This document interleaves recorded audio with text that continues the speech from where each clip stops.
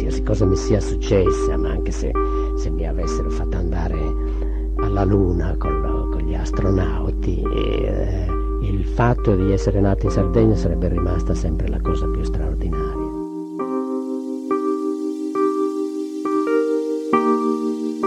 Io sono convinto che mi sono servite più le esperienze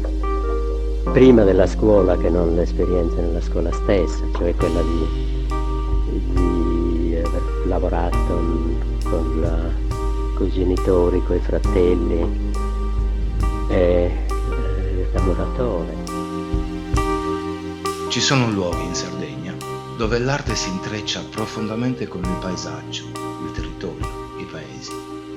Luoghi in cui l'anima di creativi, artisti e artigiani risuona anche molti anni dopo la loro scomparsa.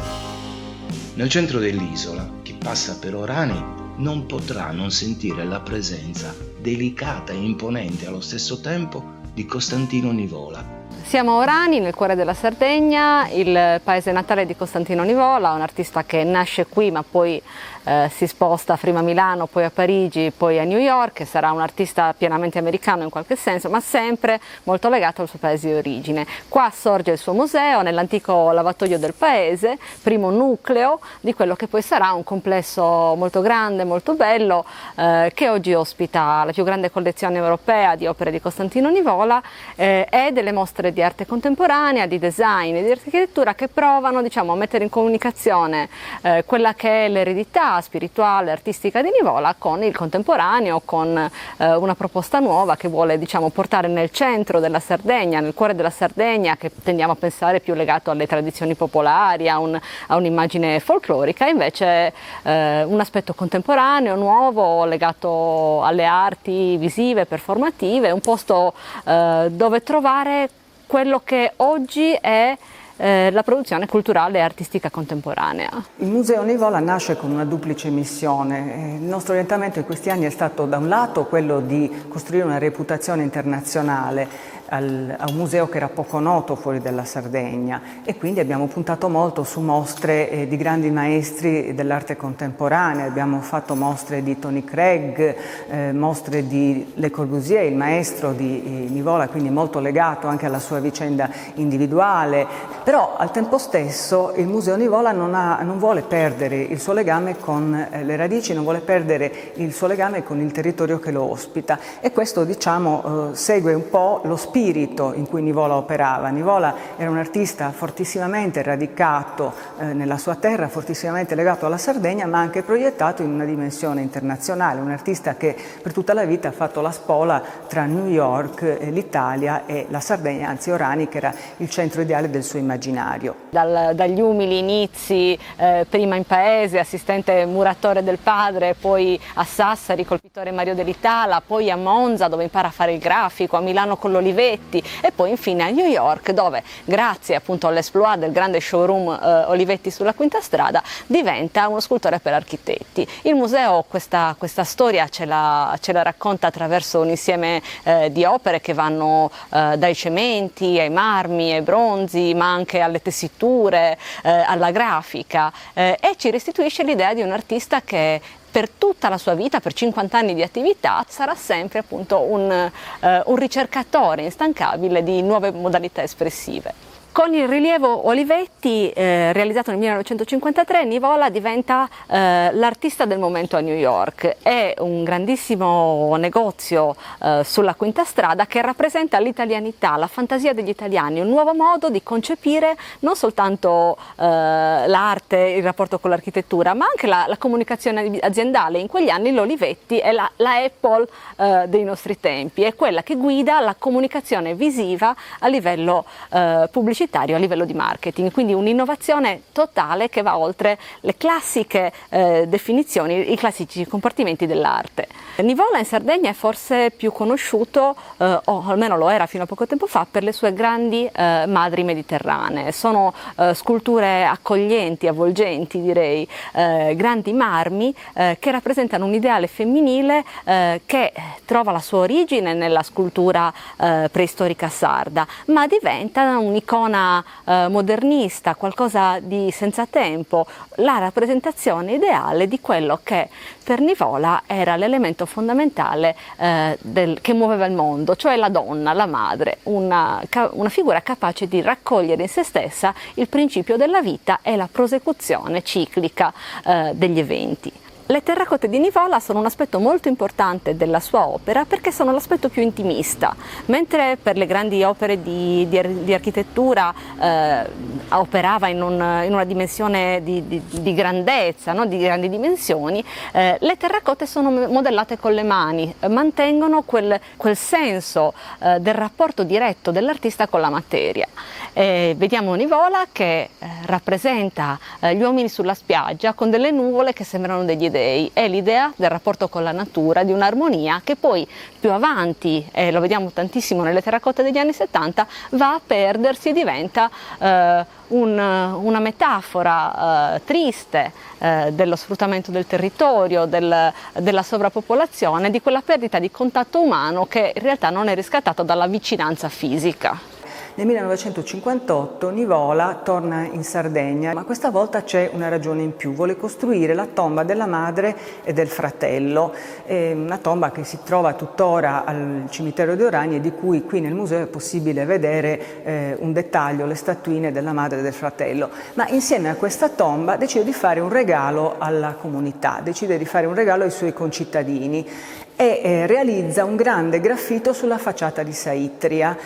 coinvolgendo degli operai che lavoravano in un'altra chiesa del paese, coinvolgendo i suoi fratelli che come lui avevano studiato da muratori, avevano aiutato il padre nel cantiere. E così adesso sulla facciata di Saitria si vede questo enigmatico disegno con delle figure semiastratte, il cui significato non è chiaro e sicuramente non lo era neppure ai concittadini di Nivola, che ne rimasero abbastanza perplessi. In realtà qui bisogna ricollegarsi al contesto internazionale che Nivola viveva in quel periodo, perché nel 1958 l'UNESCO aveva lanciato una campagna di unificazione culturale tra Oriente e Occidente. Se voi ora guardate il graffito sulla facciata di Saitria, vedrete un doppio simbolo del Sole e della Luna, sono due simboli bizantini, ma nel disegno preparatorio il simbolo del Sole era sostituito dalla croce, quindi da un lato la mezzaluna islamica, musulmana, e dall'altro invece il simbolo della cristianità. La battaglia di Lepanto, lo sappiamo, è lo scontro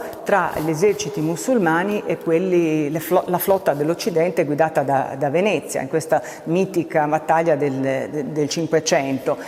Ma questa contrapposizione si ribalta nel presente in un'idea di unione, un'idea di congiunzione tra due universi opposti, tra due culture distanti, ma che possono trovare comunque un punto d'incontro. Il progetto di Nivola, intitolato Pergola Village, apparso nel gennaio 1953 su Interiors, si basava su un'idea molto semplice. Si trattava di imbiancare le case del villaggio di Orani, dipingendo su ognuna uno zoccolo azzurro, e di collegarle l'una all'altra per mezzo di pergole di vite. È un progetto utopistico, un progetto che oggi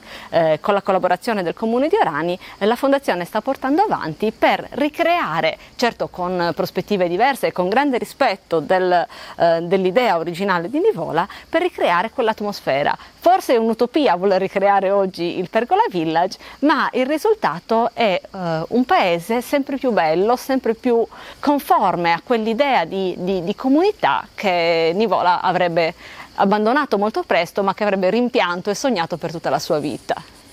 Per coltivare questo rapporto con la comunità locale noi puntiamo molto sulla didattica e sulle scuole, su laboratori frequentatissimi che sono anche gratuiti per il pubblico e per le famiglie di Orani, ma anche su iniziative che puntano a coinvolgere direttamente i residenti. Penso ad esempio un paio d'anni fa alla mostra Chicago 68, Orani 68, una mostra che tematizzava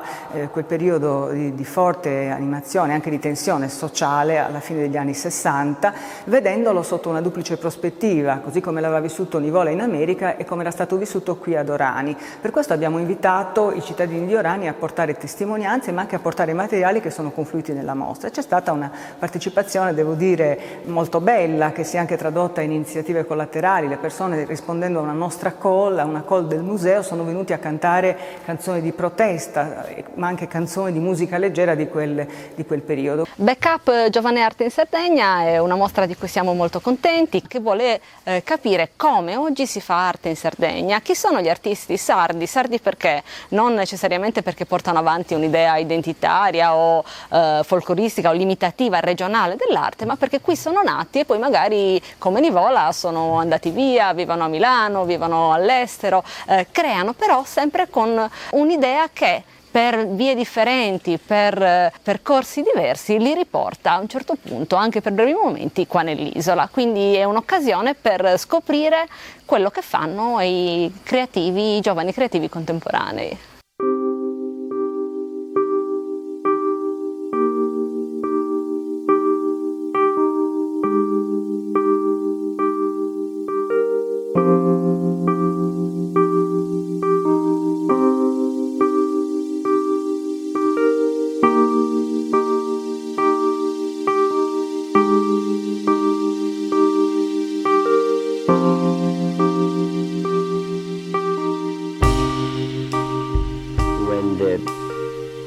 An artist or a person of talent and experience comes to a certain age, he feels the burden of the experience and he looks to get rid. It's not easy to find anybody to accept the experience of others. Everybody wants to do his own experience. And it's one of the loneliness of old age is this difficulty to share, to transmit the experience. I think that it must be one of these tricks of nature, because if the experience could be used by the ones who come after, we would be so wise by now.